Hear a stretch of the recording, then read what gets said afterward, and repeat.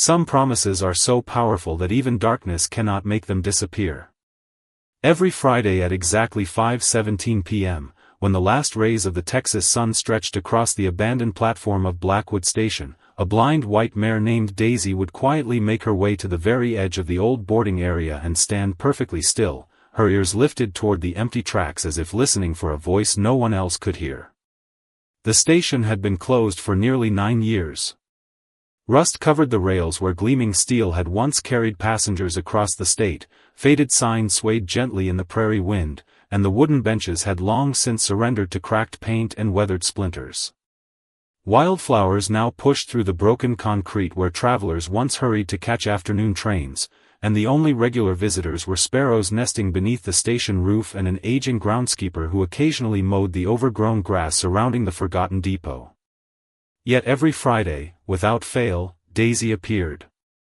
She arrived from the same dirt trail leading through an open pasture nearly a mile away, her careful hooves memorizing every uneven stone and shallow rut despite eyes that could no longer see the path before her. She never stumbled. She never hesitated. It was as though the earth itself had become her map after years of repeating the same journey. Residents from the nearby town had stopped questioning the ritual long ago. Children riding bicycles would slow down just to watch her stand in silence. Older neighbors sitting outside the general store would glance toward the station, check their watches, and quietly remark that it must be Friday again. Some believed the mare was simply following an old habit she could never forget. Others whispered that animals remembered things people were too quick to leave behind. No one truly knew why Daisy came, only that she had never missed a single Friday, regardless of scorching summer heat, pounding thunderstorms, icy winter mornings, or thick spring fog that swallowed the prairie whole. At exactly the same moment every week, she faced the tracks, lifted her head slightly into the breeze, and waited. Minutes would pass without movement. The platform remained empty. No whistle echoed across the fields. No passengers stepped down carrying suitcases or greeting loved ones with smiling embraces. There was only silence, interrupted by distant meadowlarks and the gentle creaking of an old station clock that had frozen years earlier at 5:17. Then, after nearly 20 minutes, Daisy would slowly lower her head, turn with quiet dignity, and walk back toward the pasture exactly the way she had come, disappearing behind a line of cottonwood trees until another Friday arrived. Most people accepted the mystery as another small piece of rural folklore, something to mention when visitors asked about unusual stories from Blackwood. But not everyone was willing to leave it unexplained. On one warm September evening, as golden light settled over the empty tracks and Daisy once again stood listening to a train that no longer existed, a man parked his dusty pickup across the street from the abandoned station, stepped out, and watched her more carefully than anyone ever had before. The man was Ethan Brooks, a 41-year-old former railroad systems engineer who had spent nearly 2 decades studying schedules, signals, and steel tracks that connected thousands of lives across Texas. He had learned early in his career that trains followed logic. Every arrival had a reason. Every departure left a record. Every route existed because someone had planned it. But as he stood quietly beside his pickup watching the blind mare face an empty railroad line that no longer carried passengers, he realized he was witnessing something that refused to fit inside any system he understood. Daisy never reacted to the wind shifting across the prairie or to the distant sound of pickup trucks traveling along the county highway. Instead, every few seconds, her ears made tiny adjustments toward the silent tracks, as though she were listening for vibrations buried deep beneath decades of rust and gravel. Ethan checked his watch. 5:37. Without any visible cue, Daisy slowly lowered her head, turned with graceful certainty, and began walking back toward the narrow trail leading across the open pasture. Curious, Ethan waited until she had disappeared beyond the cottonwood trees before starting his engine. The following Friday, he returned. This time he arrived an hour early, carrying nothing more than a folding chair, a notebook, and a camera with a long lens. He watched as the afternoon drifted quietly across the empty station. A pair of bluebirds landed on the old station sign. Dry leaves rolled across the cracked platform. At exactly 5:12, Daisy emerged from the same trail. Not 5:11. Not 5:13. 5:12. She reached the platform 5 minutes later with astonishing consistency, stopping at precisely the same place where passengers would once have boarded the westbound train. Ethan carefully recorded every detail. Arrival time. Direction of the wind. Temperature. Cloud cover. Even the songs of nearby birds. He searched for any obvious pattern that might explain her behavior, but every observation only deepened the mystery. During the third week, he noticed something even stranger. Several local residents slowed their vehicles as they passed the station, but none of them honked their horns or called out to the horse. They simply looked toward her with quiet respect before continuing on. Later that afternoon, Ethan stopped at Martha's General Store, a family-owned business that had served Blackwood for more than 50 years. While paying for a bottle of iced tea, he casually mentioned the mare. The elderly cashier smiled softly before glancing toward the station through the front window. "You must be talking about Daisy," she said. "Everyone around here knows her." Ethan asked if anyone owned the horse. Martha slowly shook her head. "Not anymore." Before he could ask another question, an older rancher sitting near the coffee counter looked up from his newspaper. "You are wasting your time trying to figure her out," he said with a gentle laugh. "Plenty of folks have tried." Ethan smiled politely. "Did any of them ever come close?" The rancher folded the newspaper and stared thoughtfully toward the road outside. "Every few years somebody decides there has to be an explanation. A college professor came out once. So did an animal behavior specialist. Even a television crew spent 3 Fridays filming her." He paused before adding quietly, "None of them stayed long enough." Ethan leaned forward. "Stayed long enough for what?" The old man looked directly into his eyes, his expression calm but unusually serious. "For the day someone finally arrives." The words lingered in Ethan's mind during the drive home. Logic urged him to dismiss the remark as another piece of small-town folklore, yet something about the certainty in the man's voice refused to leave him. As another Friday approached, Ethan found himself clearing his calendar without fully realizing why, already planning to return to the forgotten station one more time. By the 4th Friday, Ethan had stopped telling himself he was simply satisfying professional curiosity. Something about Daisy's unwavering routine had quietly settled into his own weekly rhythm, drawing him back to Blackwood Station with the same reliability that brought the mare to the abandoned platform. This time, instead of watching only from a distance, he decided to learn where her journey actually began. He arrived shortly after noon and parked his truck along a gravel road overlooking the pasture. Through a pair of binoculars, he spotted Daisy grazing peacefully beneath a cluster of cottonwood trees. There was nothing unusual about her behavior. She moved slowly through the tall grass, occasionally lifting her head toward the breeze before continuing to search for fresh patches of clover. If Ethan had not already witnessed her Friday ritual several times, he never would have guessed that this gentle horse carried such remarkable precision inside her memory. At exactly 4:45, Daisy stopped eating. She remained perfectly still for nearly 30 seconds, almost as if listening to an invisible signal carried through the afternoon air. Then she turned toward the old trail without hesitation. Ethan quietly stepped from his truck and followed at a respectful distance. The narrow path curved across open prairie, crossed a weathered wooden footbridge over a shallow creek, and wound between fences that had not been repaired in years. Daisy never wandered from the trail. Her pace remained calm and deliberate. What fascinated Ethan most was the way she navigated every obstacle despite her blindness. She slowed before each turn, carefully placing her hooves exactly where they needed to be. At one section of the trail, an old tree root stretched several inches above the ground. Daisy gently lifted her front legs over it without touching the wood, then continued forward with complete confidence. Ethan looked down in amazement. The root was difficult to notice even with perfect eyesight. Yet Daisy remembered it as though she had walked this path 1,000 times. When they reached the station, Ethan did something he had not attempted before. Instead of remaining near his truck, he quietly walked onto the opposite end of the platform while Daisy stood facing the tracks. She never reacted to his footsteps. Her attention remained fixed on the empty rail line.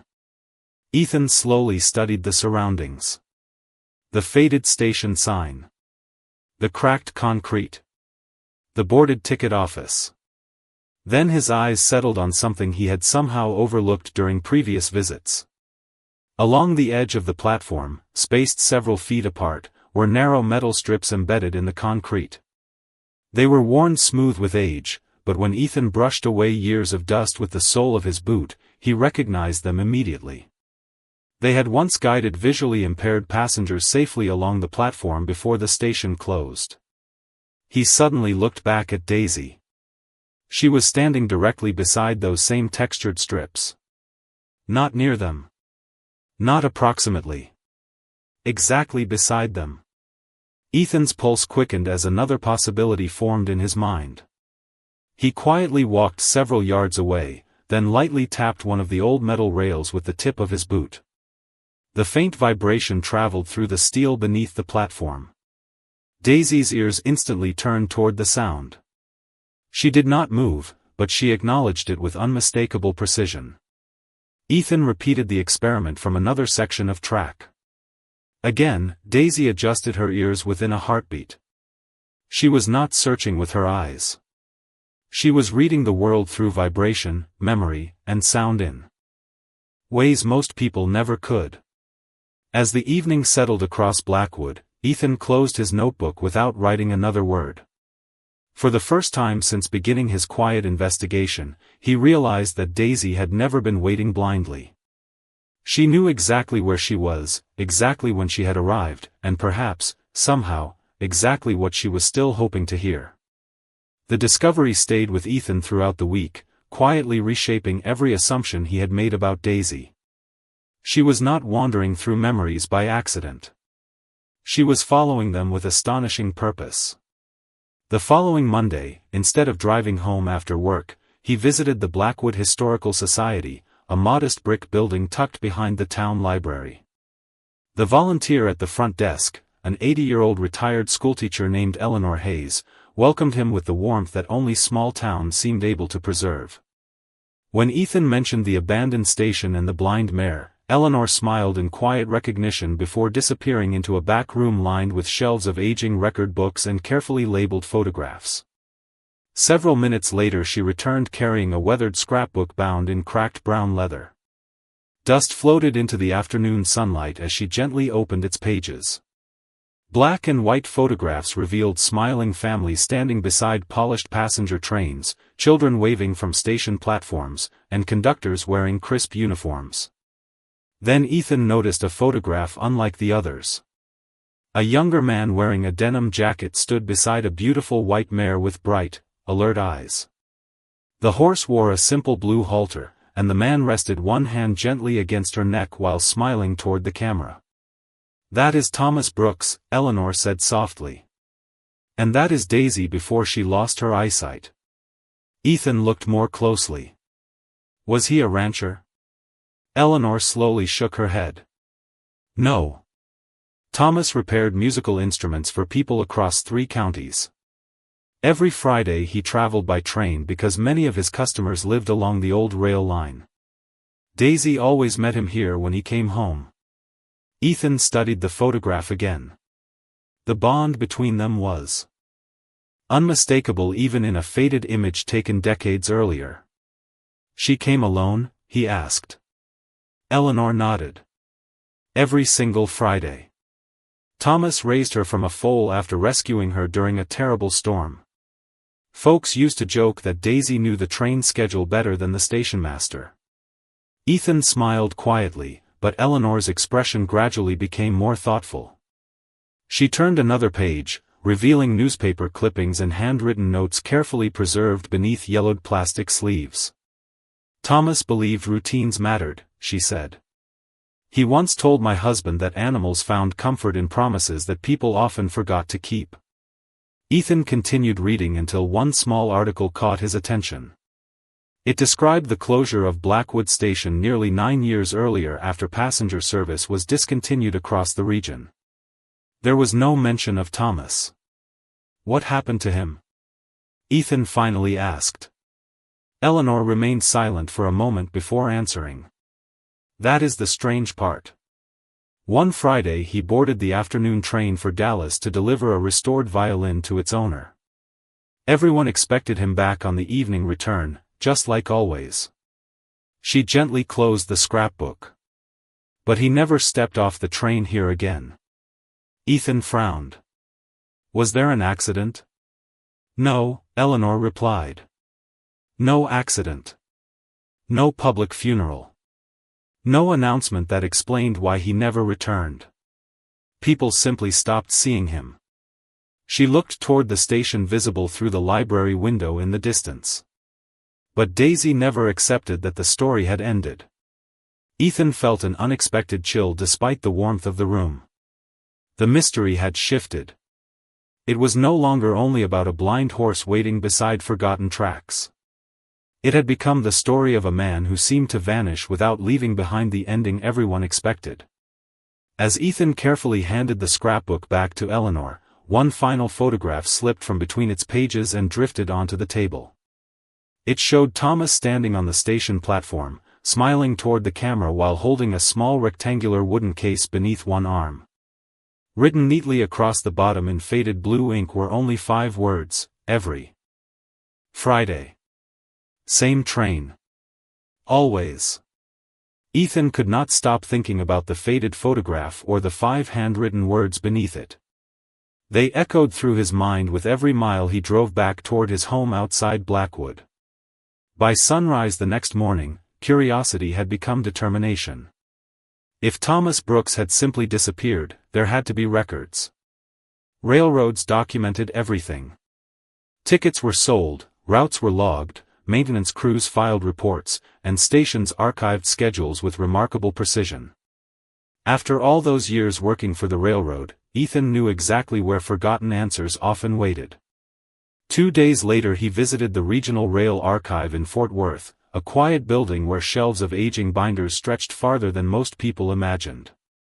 An archivist helped him locate passenger service records from the final years before Blackwood Station closed. Hour after hour, Ethan carefully turned brittle pages filled with train numbers, maintenance notes, and handwritten comments from station supervisors. Eventually he found the Friday Eleanor had described. The afternoon departure to Dallas was listed exactly as expected. Weather conditions were clear. The train arrived on time. Mechanical inspections showed no problems. Nothing unusual appeared anywhere in the official report. Ethan searched the passenger manifest next. His eyes quickly found the name Thomas Brooks. The ticket had been scanned at Blackwood exactly as Eleanor remembered. Then Ethan looked for the return trip later that evening. Thomas Brooks was not listed. At first, Ethan assumed he must have taken another train home, but every schedule from the following weekend showed the same result. No ticket. No reservation. No boarding record.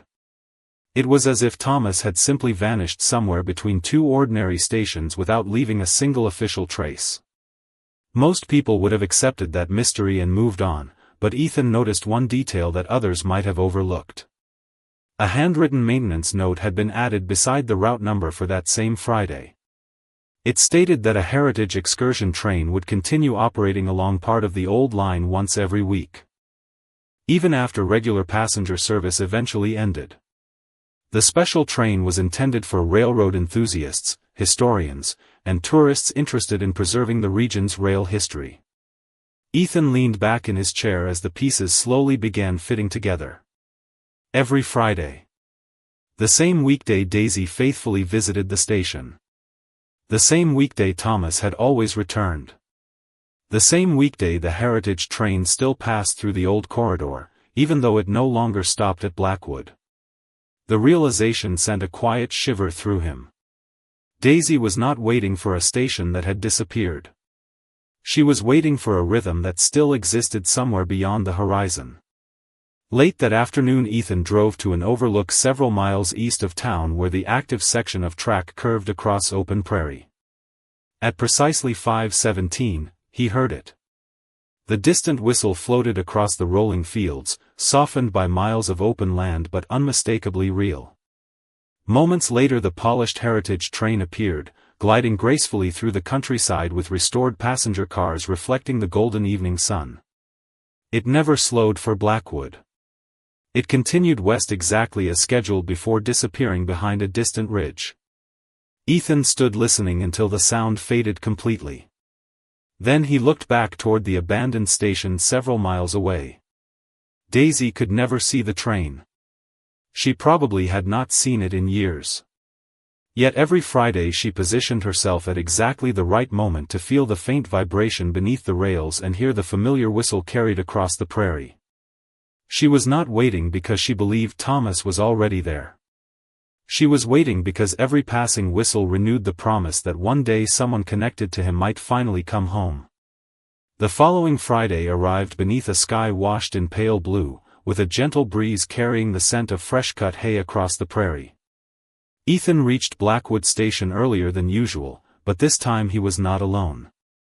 Word had quietly spread through town that someone had taken a serious interest in Daisy's story, and a handful of local residents gathered at a respectful distance.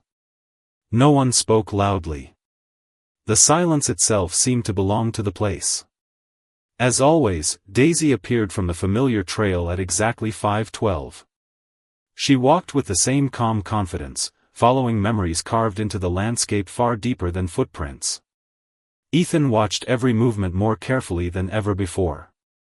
The mare paused briefly at the textured guidance strips embedded in the platform, then stepped into her usual position facing the tracks. 5:17 arrived.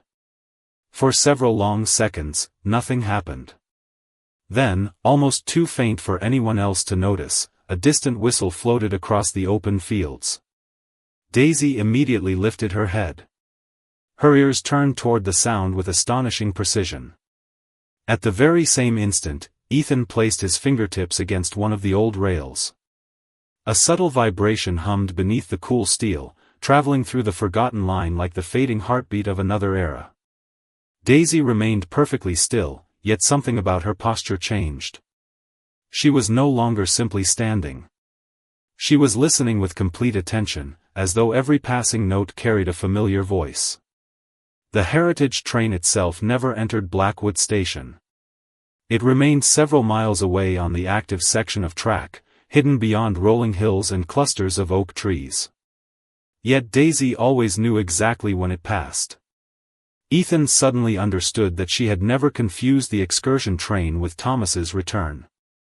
Instead, the weekly whistle had become a promise that time itself had not completely erased the path connecting the past to the present.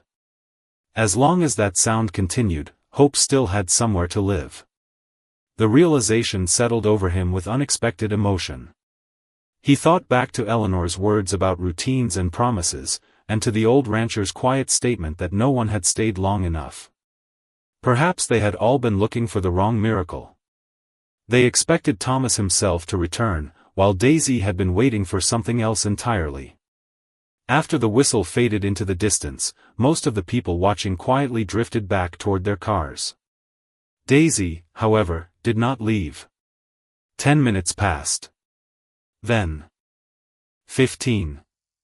Instead of lowering her head as she always had before, she remained standing with unusual stillness, her ears shifting toward the parking area behind the station. Ethan frowned. This was different. Every previous Friday she had turned back toward the pasture after nearly 20 minutes. Today she seemed to be listening for another sound entirely. A warm gust swept across the platform, carrying distant engine noise from the county road. Daisy took one slow step forward. Then another. Her breathing became slightly quicker, not from fear, but from unmistakable anticipation. Ethan followed her gaze even though she could not see. A single silver passenger van rolled slowly into the gravel parking lot and came to a gentle stop beside the weathered station sign. The engine fell silent. For several seconds, no one opened the door. The small crowd exchanged curious glances, uncertain whether the arrival meant anything at all. But Daisy knew before anyone else. She lifted her head higher than Ethan had ever seen, and for the first time since he began watching her every Friday, the mare softly whinnied toward the unopened vehicle as though recognizing a memory that had finally found its way home. The van door opened slowly, and an elderly man stepped onto the gravel with careful, measured movements.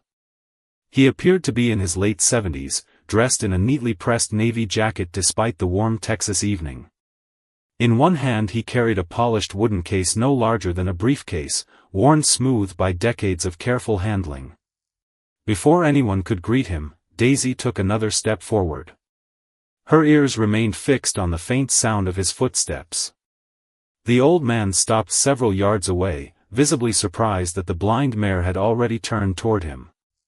He whispered something too quietly for anyone else to hear, and Daisy answered with another gentle whinny, softer this time, almost like the peaceful sigh of someone recognizing a familiar melody after many years. Ethan walked forward and introduced himself. The visitor smiled politely before extending a weathered hand. "My name is Samuel Carter," he said. "I came because I received a letter that told me this was the place I needed to visit." Ethan glanced toward the wooden case. "Does this have something to do with Thomas Brooks?" Samuel's expression changed immediately. His eyes widened with quiet surprise. "Then someone here still remembers him." Ethan nodded. "The whole town remembers him. They have simply never known how his story ended."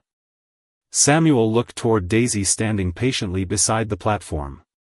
For several long moments he said nothing at all.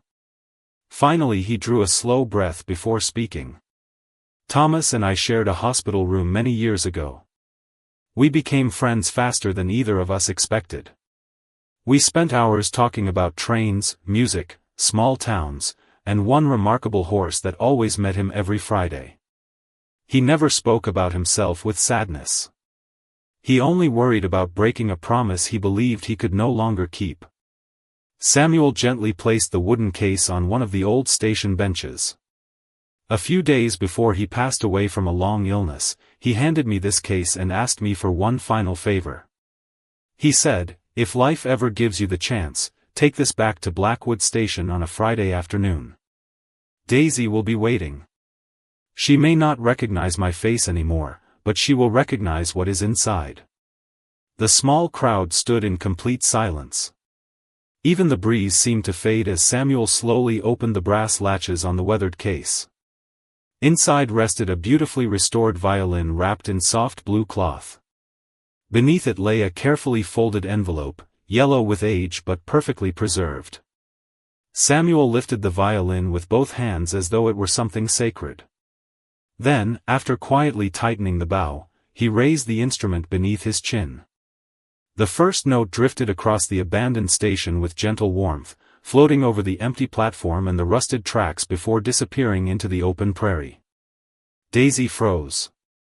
Her ears stood perfectly forward. She lifted her head toward the music, and without the slightest hesitation she walked directly toward Samuel. Every step was steady, confident, and certain. She stopped only when she reached the sound itself. Then she slowly lowered her head until it rested softly against the edge of the violin case. Samuel could no longer continue playing. His hands trembled, and tears quietly filled his eyes. "He was right," he whispered. She remembered. Ethan felt every question he had carried for weeks begin to dissolve. Daisy had never been waiting for a face she could no longer see.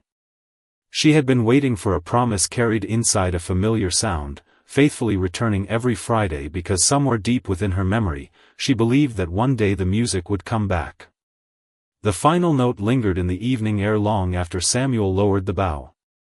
No one on the platform moved. The abandoned station, silent for so many years, suddenly felt alive again, not because trains had returned, but because something far more precious had finally found its way home. Daisy remained beside the open violin case with her head gently resting against its polished edge. Her breathing slowed into a peaceful rhythm that Ethan had never witnessed before.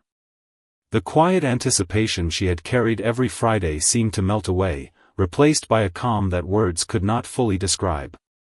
Samuel carefully reached into the case and removed the yellowed envelope lying beneath the blue cloth. On the front, written in neat handwriting that had faded but remained unmistakably steady, were only 3 words, "For Blackwood Station." Samuel unfolded the letter with great care. His voice was soft, yet every person standing nearby heard each sentence as clearly as the distant whistle that had become part of Daisy's weekly ritual. Thomas had written that he knew he might never return to the platform he loved. His illness had become more serious than he had first believed, and although he never stopped hoping for another Friday at home, he understood that life sometimes changed plans no timetable could predict. He wrote that Daisy had always trusted routines because routines were another way of saying that tomorrow still mattered. He asked that if anyone ever carried his violin back to Blackwood, they should play one familiar melody before opening the letter, because Daisy would understand before any person could. He thanked the town for every smile, every conversation, and every quiet Friday afternoon that had welcomed him home. His final sentence was simple enough to bring tears to more than one face. "If Daisy is still waiting, please tell her that I kept my promise the only way I could." Samuel lowered the letter, unable to speak for several moments. Ethan looked toward Daisy. Although she could not understand the written words, she gently nudged the violin case with her nose before standing quietly beside Samuel, as if she had already heard everything she needed to know through the music itself. Eleanor Hayes quietly wiped away a tear. The old rancher removed his hat and held it over his heart. Even the younger people who had come only because they were curious found themselves unexpectedly moved by a story that had begun long before they were born. Ethan glanced down the empty track stretching toward the horizon. For weeks he had searched for missing records, forgotten schedules, and logical explanations. He believed he was investigating a mystery, but standing there beside Daisy, he realized the answer had never been hidden inside documents or archives. It had lived inside faithfulness, memory, and the remarkable way love could survive the passing of years without asking for recognition. As the sun slowly disappeared beyond the prairie, Samuel gently closed the violin case and handed the letter to Eleanor, asking her to preserve it with the town's history so future generations would know why a blind mare had faithfully returned every Friday. Daisy remained beside him for another quiet moment before lifting her head toward the evening breeze. Then, for the first time anyone could remember, she did not turn immediately toward the tracks. Instead, she calmly faced the trail leading home, paused as though offering one last silent farewell to the station, and began walking across the golden pasture with an unhurried peace that suggested the promise she had carried for so many years had finally been fulfilled. In the months that followed, Friday afternoons quietly transformed Blackwood in ways no one could have imagined. The abandoned station remained closed, the rails remained weathered, and no passenger trains ever returned to the forgotten platform, yet people found themselves drawn there for reasons that had nothing to do with transportation. Families brought folding chairs beneath the cottonwood trees. Children who had only heard fragments of Daisy's story sat beside grandparents who remembered Thomas Brooks with warm smiles instead of unanswered questions. Samuel Carter returned several times each year, always carrying the restored violin with the same quiet care. Every visit ended the same way. As the distant whistle of the heritage train drifted across the prairie, he played the familiar melody that had traveled farther than any timetable could ever measure. Daisy no longer arrived every single Friday. At first, the townspeople noticed her absence with quiet concern, wondering whether age had finally persuaded her to remain in the pasture. Then one peaceful autumn afternoon she appeared again, not with hurried determination or restless anticipation, but with the calm confidence of someone visiting an old friend instead of waiting for one. She stood beside the platform while the music filled the evening air, gently lowered her head, and after only a few minutes turned toward home with slow, contented steps. It became her new tradition. She was no longer searching. She was remembering. Ethan often found himself standing near the same weathered bench where Samuel had first opened the violin case. Looking across the empty tracks, he realized that his life had quietly changed as well. He had begun the journey believing that every mystery could be solved through careful observation, forgotten records, and logical conclusions. Daisy had taught him something no engineering manual had ever explained. Some answers were never hidden inside facts alone. They lived inside loyalty, kindness, and promises that continued to shape lives long after the people who made them were gone. Eleanor carefully preserved Thomas's letter, the faded photograph, and copies of the station records inside a special display at the Blackwood Historical Society. Visitors from neighboring towns stopped to read the story, often lingering longer than they intended. Some arrived because they loved trains. Others came because they loved horses. Nearly all of them left carrying something much more personal. They remembered someone they had missed, a promise they had once made, or a friendship that had quietly changed the course of their own lives. Years later, when travelers asked why such a small town still gathered at an abandoned railroad station on certain Friday evenings, no one tried to explain everything at once. Instead, someone would usually smile, point toward the old platform, and simply say that it was a place where one faithful heart reminded an entire community that love does not disappear simply because time moves forward. It waits patiently inside the moments we choose to honor, the memories we refuse to forget, and the promises we keep even when no one is watching. As another golden sunset settled across the Texas prairie, the distant whistle echoed one more time beyond the rolling hills. A gentle breeze stirred the wildflowers growing between the old rails, carrying the melody across the quiet station before letting it drift into the open sky. Somewhere along the familiar trail leading home, Daisy lifted her ears for just a moment, then continued walking peacefully through the fading light, while Blackwood finally understood that the greatest journeys are not measured by miles traveled, but by the love that faithfully finds its way home at last.